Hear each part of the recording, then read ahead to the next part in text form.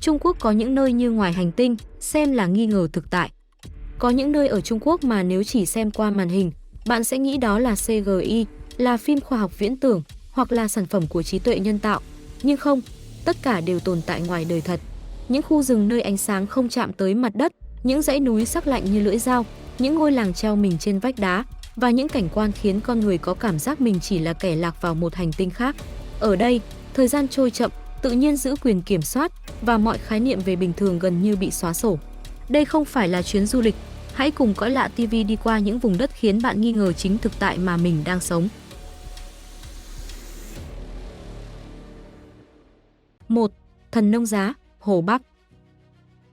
Thần Nông Giá là khu rừng nguyên sinh lớn duy nhất còn sót lại ở miền Trung Trung Quốc. Những con khỉ mũi héc vàng với bộ lông cam rực rỡ và khuôn mặt xanh sống tại đây và gần như không tồn tại ở nơi nào khác ngoài môi trường hoang dã. Những con kỳ rông khổng lồ dài hơn cả cánh tay người ẩn mình trong các con suối. Rừng rậm đến mức ở nhiều nơi ánh nắng mặt trời gần như không thể chạm tới mặt đất. Đây cũng là khu di sản thiên nhiên thế giới UNESCO duy nhất của tỉnh Hồ Bắc.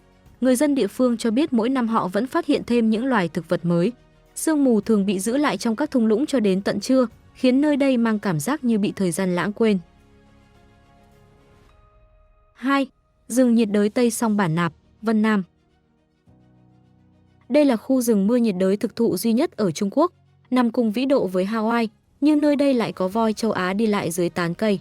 Cứ 4 loài thực vật ở Trung Quốc thì có một loài sinh trưởng tại khu vực này. Vào ban đêm, bạn có thể nghe thấy tiếng vượn hót vang vọng trên tầng tán rừng. Những con công hoang dã đôi khi thong thả bước vào các ngôi làng. Có những cây cao hơn 200 feet mà một người không thể ôm xuể.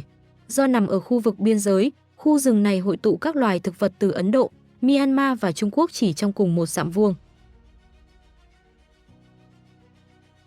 3. Núi Siguniang, Tứ Xuyên. Được mệnh danh là nữ hoàng của các dãy núi Tứ Xuyên, Siguniang sở hữu 4 đỉnh núi sắc nhọn xếp liền nhau, với đỉnh cao nhất đạt 20.510 feet. 3 thung lũng dài cắt sâu vào dãy núi, mỗi thung lũng mang một cảnh sắc hoàn toàn khác biệt, một thung lũng phủ đầy rừng gỗ đỏ, một thung lũng rực rỡ hoa đỗ quyên và thung lũng còn lại là băng hà cùng các hồ nước. Vào tháng 10, toàn bộ khu vực chuyển sang sắc đỏ và vàng, trong khi tuyết vẫn phủ trắng trên các đỉnh cao. Ít du khách quốc tế đến đây hơn so với trại nền Everest, nhưng cảnh quan không kém phần hùng vĩ và lại yên tĩnh hơn rất nhiều. 4. Núi Bạch Thạch, Hà Bắc. Núi Bạch Thạch nổi tiếng với cảnh quan độc đáo và ngoạn mục. Đỉnh núi cao khoảng 8.200 feet, tạo nên một khung cảnh hùng vĩ với những vách đá sa thạch trắng khổng lồ để lại ấn tượng khó quên.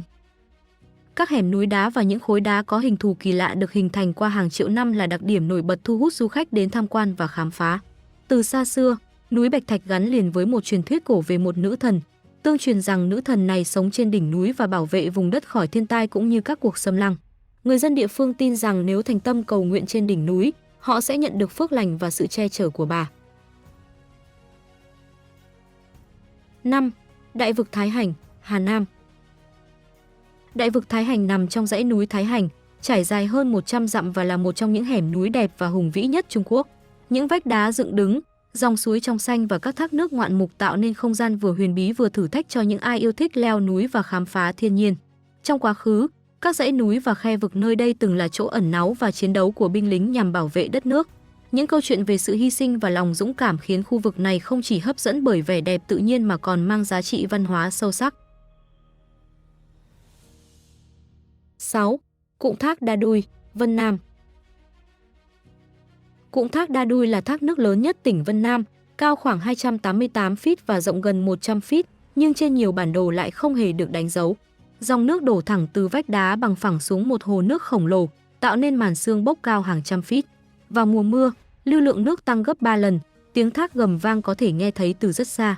Một tuyến cáp treo băng qua ngay phía trên thác, cho phép du khách nhìn thẳng xuống làn hơi nước cuộn trào bên dưới. Do nằm sâu trong vùng núi hiểm trở, rất ít du khách nước ngoài từng đặt chân tới đây. Đứng dưới chân thác mang lại cảm giác như đang ở giữa một cơn giông dữ dội. 7. Núi Tứ Cô Nương, tỉnh Tứ Xuyên. Núi Tứ Cô Nương vươn mình lặng lẽ phía sau những đồng bằng rộng lớn của Tứ Xuyên. 4 đỉnh núi thanh thoát đứng cạnh nhau, thường được ví như những nữ thần và được mệnh danh là dãy Alps phương Đông. Đỉnh cao nhất, Iao Mây Phong, cao hơn 6.200 m, với dáng núi sắc nét và mong manh, thường ẩn hiện trong làn sương sớm. Nhưng vẻ đẹp thực sự của Tứ Cô Nương không chỉ nằm ở độ cao, mà nằm ở sự tĩnh lặng. Cờ cầu nguyện bay trên những đồng cỏ băng giá, bò y ác thong thả bên những hồ băng cổ. Rừng thông vươn lên như những thánh đường, còn gió thì thầm trong thung lũng như khúc ca xưa chỉ núi non còn nhớ. Theo truyền thuyết Tây Tạng, 4 đỉnh núi này từng là 4 chị em đứng bên nhau để bảo vệ quê hương. Và khi đứng dưới chân núi, ngước nhìn sự hùng vĩ ấy, người ta có thể tin rằng điều đó là thật. Ở Tứ Cô Nương, thế giới không chỉ đẹp mà còn mang cảm giác thiêng liêng. 8. Làng Quách Lương, tỉnh Hà Nam. Ẩn sâu trong dãy Thái Hành Sơn, bám mình bên vách đá dựng đứng, là làng Quách Lương, một ngôi làng từng bị cô lập hoàn toàn suốt hàng trăm năm. Không có đường giao thông, chỉ có những lối mòn treo leo nguy hiểm đến mức ngay cả gia súc cũng khó đi qua. Vào những năm 1970, 13 người dân trong làng đã quyết định tự thay đổi số phận của mình. Bằng búa và đục, họ kiên trì đục một đường hầm xuyên qua núi đá trong suốt 5 năm. Con đường ấy ngày nay được gọi là đường hầm Quách Lương, một kỳ tích của ý chí con người khắc sâu vào vách đá đỏ. Ngày nay, con đường uốn lượn men theo vách núi, với những ô cửa sổ mở ra vực sâu choáng ngợp và khung cảnh ngoạn mục. Nhưng phía sau con đường ấy, ngôi làng vẫn giữ được sự yên bình, với những ngôi nhà đá cũ, những sân nhỏ tĩnh lặng và những câu chuyện được truyền lại qua nhiều thế hệ. Quách Lương không chỉ là một nơi trốn, mà còn là minh chứng rằng ngay cả những giấc mơ tưởng chừng không thể chạm tới cũng có thể được tạo nên bằng ý chí con người. 9. Hang băng Ninh Vũ, tỉnh Sơn Tây. Giữa vùng núi của huyện Ninh Vũ, ẩn sâu dưới lòng đất, tồn tại một hang động băng không bao giờ tan chảy, kể cả trong những ngày hè nóng nhất. Đó là hang băng Ninh Vũ, một kỳ quan hình thành từ thời kỳ băng hà. Bước vào bên trong, không khí lập tức thay đổi, ánh sáng trở nên dịu hơn, những tinh thể băng treo trên trần hang như những chiếc đèn chùm đông cứng, còn các cột băng dày vươn từ sàn lên tận nóc. Sự im lặng gần như tuyệt đối, hơi thở hiện ra trước mắt, và hang động dường như đang thì thầm hơi lạnh của hàng nghìn năm lịch sử. Các nhà khoa học vẫn chưa thể giải thích vì sao nơi này giữ được băng giá quanh năm. Người dân địa phương chỉ nói đơn giản rằng ngọn núi này vẫn còn nhớ mùa đông.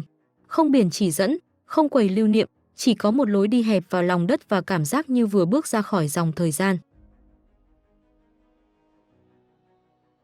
10. Hồ Lư Cố, tỉnh Tứ Xuyên. Trong một thế giới chuyển động quá nhanh, có một nơi gần như chưa từng thay đổi. Hồ Lư Cố nằm trên cao nguyên phía tây Tứ Xuyên, được bao bọc bởi những đỉnh núi tuyết và rừng thông tĩnh lặng. Nước hồ trong đến mức người ta nói rằng bầu trời tìm đến đây chỉ để soi lại chính mình. Hồ Lư Cố, còn được gọi là hồ người hoang dã, là một hồ băng cổ nằm ở độ cao gần 3.800 m so với mực nước biển. Nơi đây là nước xanh ngọc gặp những đồng cỏ núi cao và thời gian dường như nín thở. Mùa hè, hoa dại nở rộ khắp sườn đồi như những mảnh màu tung rơi trong gió. Mùa đông, tuyết phủ bờ hồ trong sự tĩnh lặng tuyệt đối. Hơi nước từ các suối nước nóng gần đó nhẹ nhàng bốc lên, lơ lửng trên mặt hồ lạnh giá. Theo truyền thuyết, nơi đây từng là chốn tắm của các linh hồn núi rừng. Người dân địa phương tin rằng nước hồ mang sức mạnh chữa lành, không chỉ cho cơ thể mà còn cho cả tâm hồn. Không có xa lộ, không loa phóng thanh, chỉ có những con đường núi hẹp, tiếng chuông ngựa vang xa và tiếng gió khẽ lay qua những hàng cây già. Ngồi bên hồ Lư Cố, con người ta cảm thấy mình thật nhỏ bé, nhưng lại trọn vẹn một cách lạ kỳ. 11. Hang Long Du, tỉnh Chiết Giang. Ẩn sâu bên dưới những cánh đồng yên bình của vùng Thụy Dương, trong một ngôi làng bình thường đến mức gần như không xuất hiện trên bản đồ, tồn tại một trong những bí ẩn lớn nhất chưa có lời giải của Trung Quốc. Đó là hệ thống hang Long Du, một thế giới ngầm khổng lồ được đục đẽo trong im lặng, rồi bị lãng quên suốt hơn 2.000 năm. Phát hiện tình cờ vào năm 1992, các hang động này khiến cả thế giới sửng sốt. Những căn phòng khổng lồ được đục hoàn toàn bằng tay, mỗi hang lớn như một nhà thờ, với tường đá, cột trụ và các hoa văn đều tăm tắp, chính xác đến mức khó tin là được tạo ra bằng công cụ cổ đại. Điều kỳ lạ là không hề có ghi chép lịch sử nào nói về chúng, không bản vẽ, không truyền thuyết, không lời giải thích về ai đã xây dựng để làm gì và bằng cách nào. Bước vào hang Long Du giống như bước vào một giấc mơ do những bóng ma cổ đại tạo nên, không khí mát lạnh, âm thanh vang vọng khác thường. Càng đi sâu, câu hỏi càng nhiều, làm thế nào một nền văn minh cổ có thể tạo ra công trình như vậy, rồi biến mất hoàn toàn không để lại dấu vết. Có người cho rằng đây từng là cung điện ngầm, có người tin đó là căn cứ quân sự, nhưng cũng có thể nơi này được tạo ra chỉ để bị quên lãng cho đến tận ngày nay. 12. Hồ Kelia, tỉnh Thanh Hải. Giữa cao nguyên Thanh Tạng mênh mông, nơi mặt đất trải dài vô tận và mây trời xá thấp, có một hồ nước tĩnh lặng đến mức khiến người ta cảm giác như bầu trời đã dừng lại để nghỉ ngơi. Hồ Kelia nằm dưới chân dãy núi Kỳ Liên, nơi làn nước xanh sapphire lấp lánh dưới bầu trời luôn đổi sắc. Mùa hè, những cánh đồng xung quanh hồ bừng nở hoa cải vàng rực, tạo nên sự tương phản mạnh mẽ với màu xanh thẫm của mặt nước và sắc trắng nhạt của những đỉnh núi phía xa. Những người du mục dắt đàn gia súc đi dọc bờ hồ, bóng họ di chuyển chậm rãi như những nét cọ trên một tấm toan khổng lồ. Không có nhà chọc trời, không ánh đèn neon, chỉ có bầu trời rộng mở, cơn gió thì thầm và một sự bình yên sâu đến mức lắng lại trong từng thớ thịt. Người dân địa phương gọi nơi này là con mắt của bầu trời, và khi đứng bên bờ hồ, nhìn mây trôi qua trên mặt nước như tấm gương, người ta dễ dàng hiểu vì sao. 13. Làng Bản Sa, tỉnh Quý Châu. Ẩn sâu trong những nếp gấp xanh mướt của núi rừng Quý Châu, tồn tại một ngôi làng như bị thời gian bỏ quên. Nơi đây, truyền thống vẫn bước đi chân trần và tiếng trống vang vọng qua những rừng tre rậm rạp. Đó là làng Bản Sa, ngôi làng cuối cùng ở Trung Quốc mà việc mang theo súng vẫn hợp pháp, bởi đó không chỉ là công cụ, mà là một phần bản sắc của họ. Người dân nơi đây sống giản dị, gắn bó chặt chẽ với phong tục cổ xưa. Những khẩu súng được truyền từ đời này sang đời khác như biểu tượng của danh dự, trách nhiệm và truyền thống bảo vệ cộng đồng. Bản Sa không phải là một điểm du lịch ồn ào, nó là lời nhắc rằng giữa thế giới hiện đại không ngừng thay đổi, vẫn có những nơi chọn cách sống chậm, giữ nguyên bản sắc và ký ức của chính mình. Người Bản Sa đã sống hòa hợp với núi rừng suốt hàng thế kỷ. Họ canh tác hoàn toàn bằng tay, hát những khúc ca bằng ngôn ngữ cổ và chào đón khách lạ bằng rượu gạo cùng các nghi thức truyền thống. Văn hóa của họ mộc mạc, nguyên bản và đầy kiêu hãnh. Đàn ông mang theo những khẩu súng thủ công sau lưng, không phải để gây bạo lực mà là biểu tượng của danh dự, nghi lễ và săn bắn. Tóc được cắt bằng liềm, hình xăm trên da kể lại câu chuyện của gia đình và dòng tộc, và khi họ nhảy múa, cả ngọn núi dường như cũng chuyển động theo nhịp trống. Rất ít du khách có thể đi xa đến nơi này, nhưng những ai đã đặt chân tới đều rời đi với một cảm giác khác hẳn. Bởi Bản Sa không phải là nơi chỉ để ghé thăm, đó là một thế giới mà người ta bước vào và ghi nhớ suốt đời. 14. Hồ Muối Đỏ, tỉnh Sơn Tây. Thoạt nhìn, nơi này trông như một ảo ảnh kỹ thuật số, một hồ nước nhuộm những gam màu không tưởng của đỏ thẫm, hồng phấn và san hô, nhưng đây không phải tranh vẽ, cũng không phải trò đánh lừa ánh sáng. Đây là hồ muối đỏ ở Vận Thành, một trong những kỳ quan thiên nhiên siêu thực nhất của Trung Quốc. Ẩn mình bên rìa cao nguyên hoàng thổ, hồ nước này thay đổi theo mùa. Vào mùa hè, cái nóng đánh thức các vi sinh vật và tảo đỏ li ti, khiến chúng bùng nở và nhuộm màu toàn bộ mặt hồ. Kết quả là một tấm gương đỏ rực trải dài hàng cây số, phản chiếu mây trời, ánh nắng và đôi khi là cả vòng cung trọn vẹn của cầu vồng. Người dân địa phương nói rằng hồ rực rỡ nhất vào lúc hoàng hôn, khi ánh sáng hạ thấp và không khí trở nên tĩnh lặng. Chim chóc lướt trên mặt nước như những nét cọ mảnh, sự im lặng dịu nhẹ, khung cảnh mang một vẻ đẹp vừa mê hoặc vừa khác thường. Ít du khách tìm được đường đến đây, không đám đông, không ồn ào, chỉ có màu sắc, không gian và cảm giác siêu thực khó gọi tên.